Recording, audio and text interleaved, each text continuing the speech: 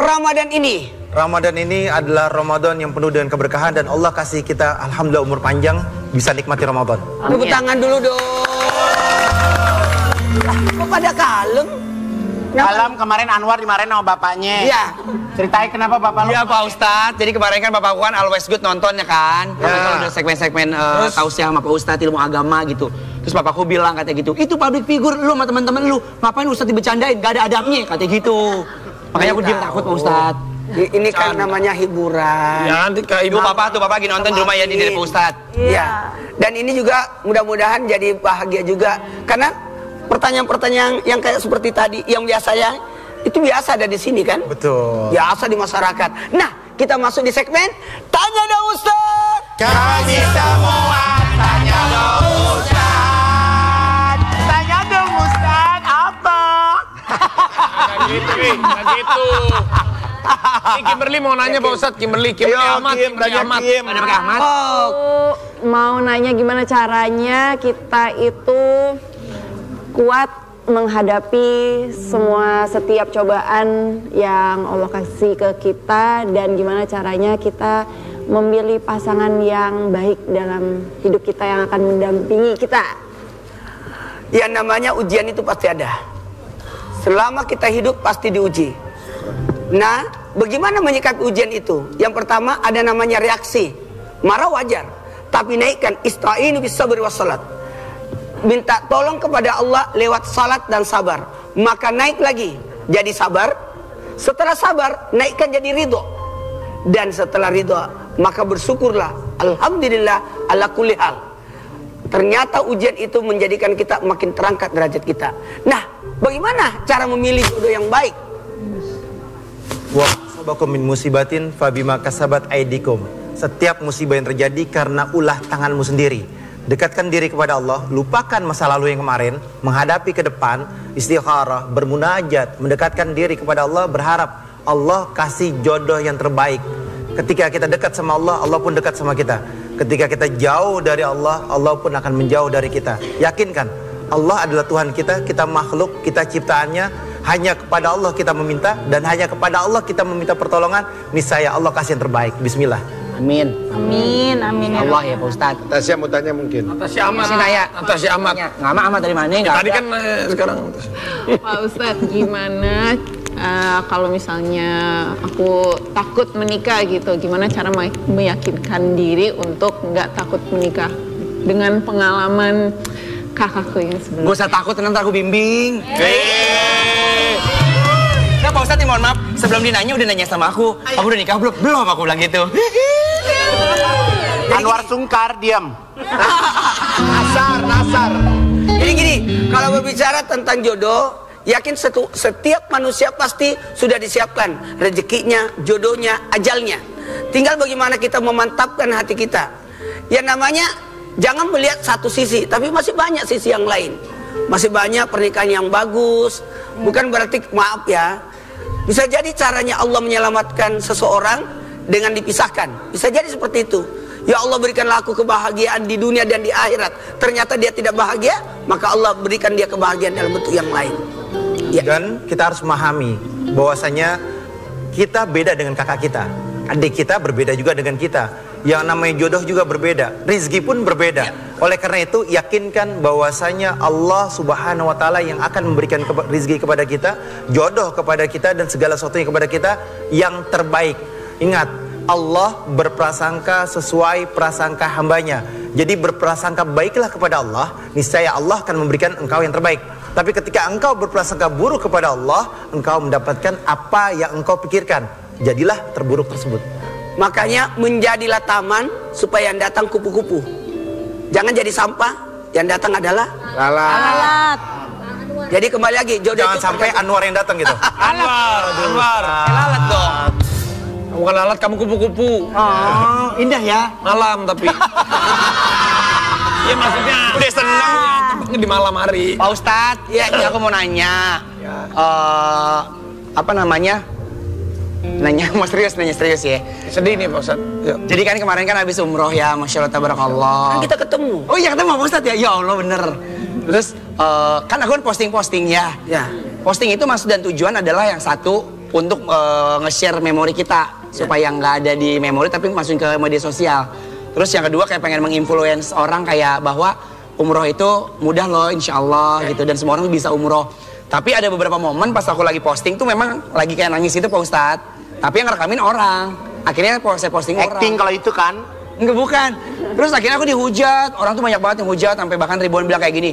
Ih, oh ibadah aja pamer-pamer. Ih, masih bisa sih nangis-nangis megang handphone gitu. Nah, itu gimana sebagai kita? Apakah kita hapus? Apakah kita gimana ya niatnya gitu? Sebagai kita jangan sebagai kita. Oh iya. Sebagai kita. Sebagai kita. Sebagai kita Pak Ustadz gitu. Jadi gini, dalam Islam ada namanya syiar, menyiarkan. Ya. Jadi ada juga menjadi pembelajaran buat yang lain. Ketika kita berbuat kebaikan, ada baiknya kita posting untuk sebagai syiar supaya orang lain juga melakukan hal yang sama. Bukan berarti ria.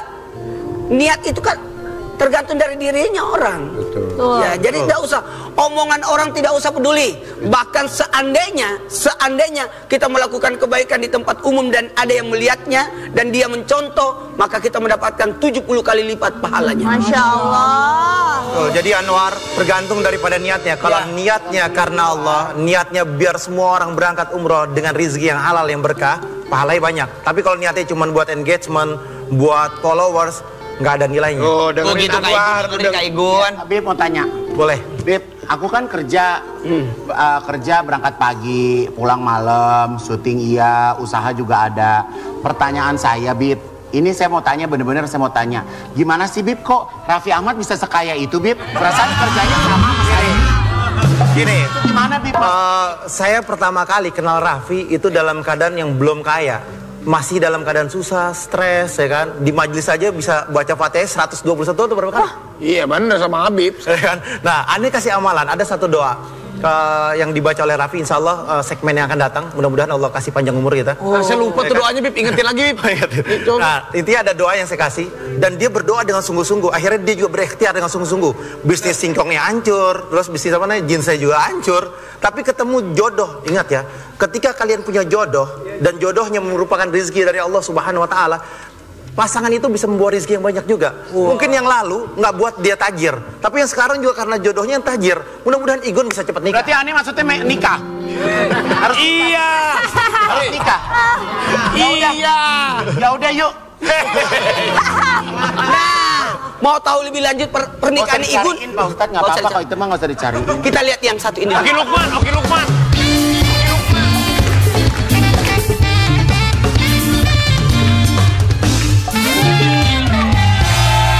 Widih, penonton. Emang sore-sore gini enaknya kumpul bersama kita cooking together. Kayaknya enaknya kita pantun dulu kali cantik ya. Penonton, makan buah jangan sampai sisa. Karena belinya di Malaysia. Jangan lupa mampir ke But Sasa. Kita makan gorengan crispy bareng sama Raisya.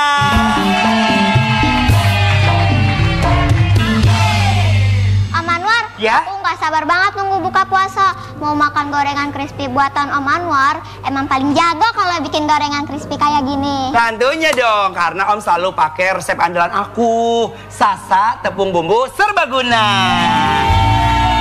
Nih, ya kan? Ini tuh bener-bener nggak usah diragukan lagi ya. Dijamin enak. Gorengan tahu, tempe jadi crispy banget. Gurih, berbumbu, dan kaya rempah. Bikinnya juga gampang banget. Gak ribet, simple.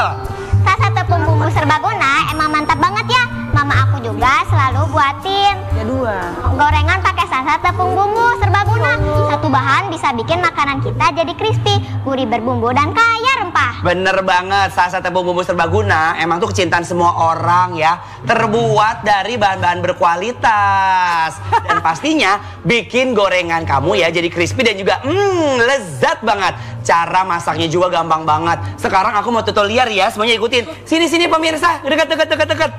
Nah, nih pemirsa di rumah udah lihat ya, ini ada Sasa tepung bumbu serbaguna ya. Terus kita masukin ke sini nih ya, cup. Ini aku udah bikin ya. Tuh, teksturnya inget ya, jangan keenceran, jangan kekentelan. Terus kita pisahin juga, ini ada bumbu yang keringnya. Terus kamu tinggal pilih deh, mau pakai tahu nih kayak Om Anwar, Terus mau bikin gorengan tempe yang garing-garing pakainya tipis begini ya. Bener ya? Kita aduk-aduk seperti ini ya. Terus kita masukin ke yang kering. Habis gini kita guling-gulingin tuh. Nanti teksturnya kayak di restoran-restoran. Kalau udah, tempenya juga gini. Kenapa ada basah sama kering? Supaya nanti yang keringnya itu bisa nempel. Jadi ada tekstur-teksturnya yang crispy-crispy. Ya dipatah dikit. Kita ambil lagi satu lagi ya. Nih, pakai ini deh. Tuh, sampai semuanya ketutup ya. Tuh, udah. Baru kita taruh ke sini. Nah, kasih yang keringnya. Kalau udah kayak gini kita ratain, langsung kita goreng. Ini udah panas belum? Udah. Masukin tuh. Ih, cantik bukan? Masukin lagi. Tuh, ingat apinya api kecil, minyaknya yang banyak sampai dia benar-benar nanti warnanya kuning keemasan. Mudah bukan? Dan ini tara. Udah jadi tempe goreng crispy-nya pakai tepung bumbu Sasa serbaguna. Aku mau nunjukin sama pemirsa yang ada di rumah, teksturnya tuh bener-bener garing banget, es kriuk dulu ya. Apa ya? Tuh. Tadi atau pengen yang? Wah, rapuh langsung. Iya, belum buka ya. Ayo, nah gampang kan, kayak gitu. Sana, pergi lagi. Kita tinggal tunjukin. Terusnya gimana, Raisa? Simpel dan gampang banget ya Om. Pantesan mama aku selalu pakai Sasa tepung serbaguna. Hasilnya jadi crispy banget ya. Makasih juga untuk mama untuk resep andalan. Jadi bisa dipakai buat buka puasa deh. Bener banget. Pokoknya ya Sasa tepung bumbu ini ada varian lainnya, nggak usah khawatir. Ada tepung bumbu bakwan, tepung bumbu ayam Kentucky, terusnya juga tepung bumbu serbaguna hot and spicy. Nah, satu lagi nih, ini yang terbaru. Yang suka pisang goreng, ini ada juga nih tepung pisang goreng rasa vanila. Ini bener-bener best seller banget dan rekomendasi banget buat teman-teman semuanya yang suka pisang goreng, praktis dan hasilnya crispy. Nih aku udah ada juga. Tara! Cakep kan? Gitu. Pokoknya buat semuanya jangan lupa dibeli, diborong ya. Yang banyak jangan sampai kehabisan. Penonton! Sasa tepung bumbu, crispy, gurih berbumbu, dan kaya rempah. Sasa tepung bumbu, crispy, gurih berbumbu, kaya rempah. Sasa tepung bumbu, crispy, gurih berbumbu, kaya rempah. Aku punya anak. Jangan bohong, Ramadan. Nanti pahalanya nggak ada. Ini masih nyala. Belum beduk. Udah mati? Oh, udah mati. Oh, kamu siap-siap buka puasa dulu ya sayang ya. Ramadan adalah keberkahan. Maka Ramadan memiliki kemuliaan. Rahmatnya Allah. Di 10 pertama, keistimewaan Ramadan itu adalah Allah turunkan rahmatnya. Di 10 pertengahan, Allah turunkan yang namanya ampunannya. Malam-malam maghfirah. Dan di akhirnya adalah malam penggadai, penebus dari apinya neraka. Sahrul Ramadan unzila fihil Quran. Bulan Ramadan adalah bulan yang diturunkannya Al-Quran. Dan das, petunjuk bagi manusia.